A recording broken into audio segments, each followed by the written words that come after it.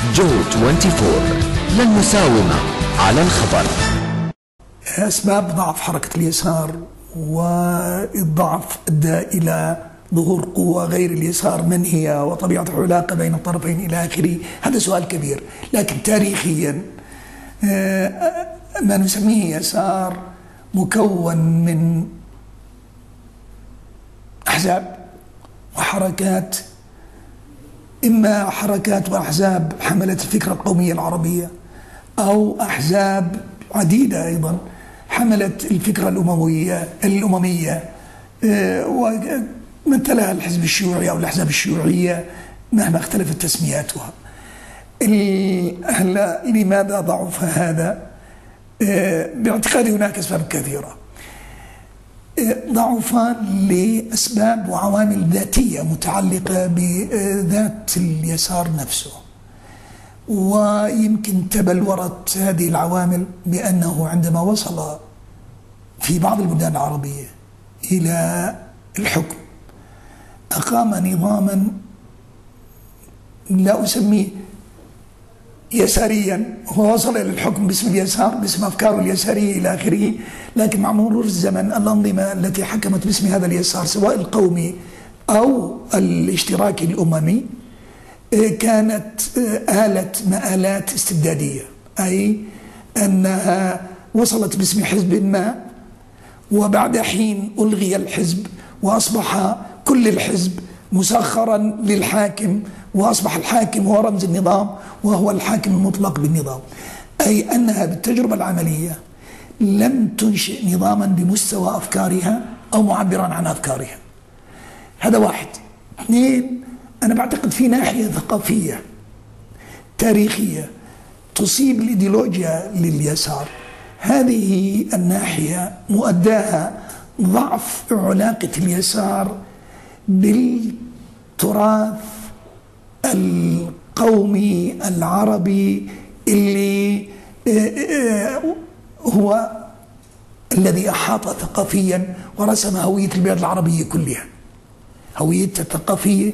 اليسار لم يكن يستلهم هذه المكونات للهوية الثقافية العربية، بل كان يستلهم نماذج أخرى إما مستعارة من الغرب أو مستعارة من الشرق.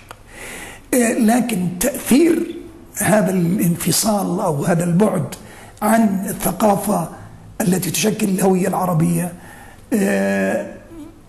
جعله أيضا يظهر كأنه معادي للإسلام.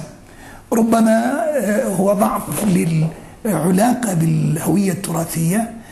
وبكل الحالات الذي أظهر ضعف اليسار هو أنه فشل بإقامة أنظمة تستوعب طموحات الشعب وتعبر عنها تعبير صحيح، أنظمة آلت إلى الاستبداد، وبهذا ربما تجاوزت الاستبداد الذي مثلته الأنظمة الحكم التقليدية سواء الملكية أو غيرها بالأميرية أو السلطانية، ثبت أنه ليسوا أقل استبدادا من هذه الأنظمة. هذا سبب أساسي بضعف اليسار. لذلك تقليديا لم يقيموا النموذج الذي يجتذب أو يستمر بجذب القواعد الشعبية. أخذ الناس يبحثون عن تعبيرات جديدة عن طموحاتهم بعد أن رأوا اليسار قد فشل. ساعد بفشل اليسار أن أنظمة الحكم التي في البداية ناضل في وجهها اليسار هي أنظمة استبدادية قمعته، أضعفته، أبعدته عن السلطة وعزلته عن الناس. هذه حقيقة.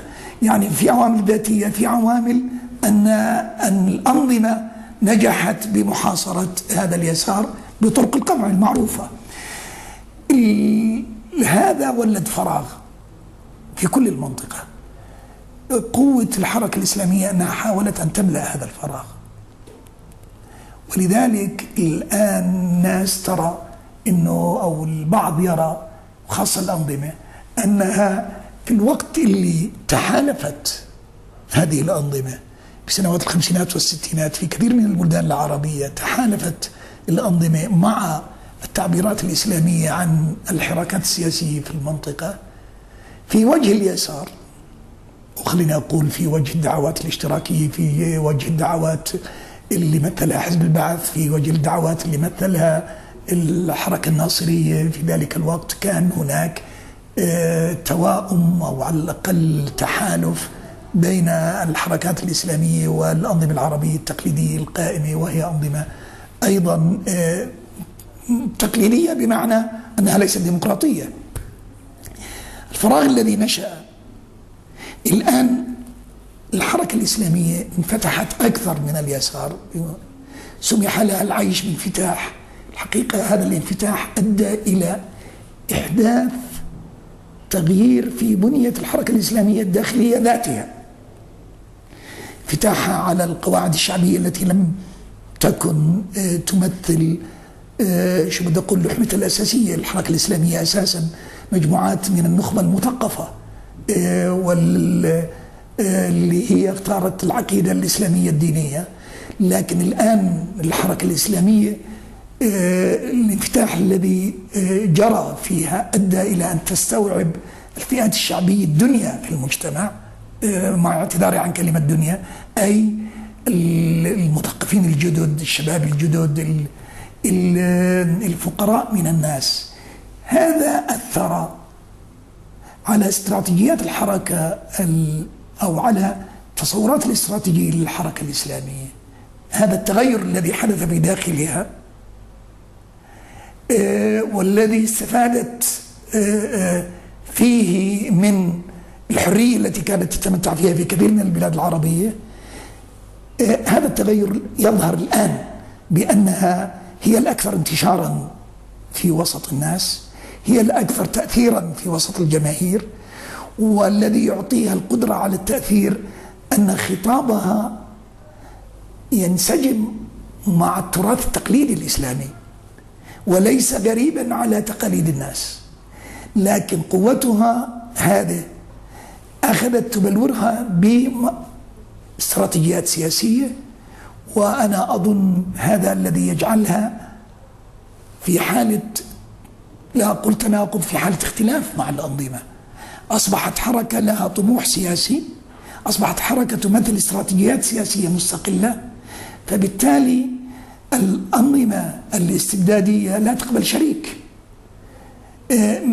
تماما كما كانت هذه الأنظمة وقفت في وجه التجديد الذي مثله، أو محاولات التجديد التي مثلها اليسار القومي أو اليسار الأموي. ها هي تقف في وجه منافس جديد، لأنه لا تحتمل أن يشاركها أحد في الواقع. وأنا أعتقد إذا استمرت الأنظمة السياسية العربية برفض المشاركة، هذا سيؤدي سواء في الأردن أو في خارج الأردن سيؤدي إلى كوارث سياسية واجتماعية نأمل أن لا نصل إليها، نأمل أن لا تتحقق. لا بد لدى كل الأطراف لا بد من البحث عن طرق للتوافق، لا بد من البحث عن تشكيل إجماع وطني، لا بد من البحث عن بالتالي بلورة رؤية مشتركة يستوعبها الناس كما تلهم الأنظمة، كما هي ملهم للأنظمة. وطريق لذلك هو الحوار، هو التفاعل بين مكونات الحراكات الشعبية كلها سواء الإسلامية أو غيرها وبين الأنظمة السياسية. لا بد من التفاعل الذي يؤدي إلى هذا التوافق. جو 24 للمساومة على الخبر.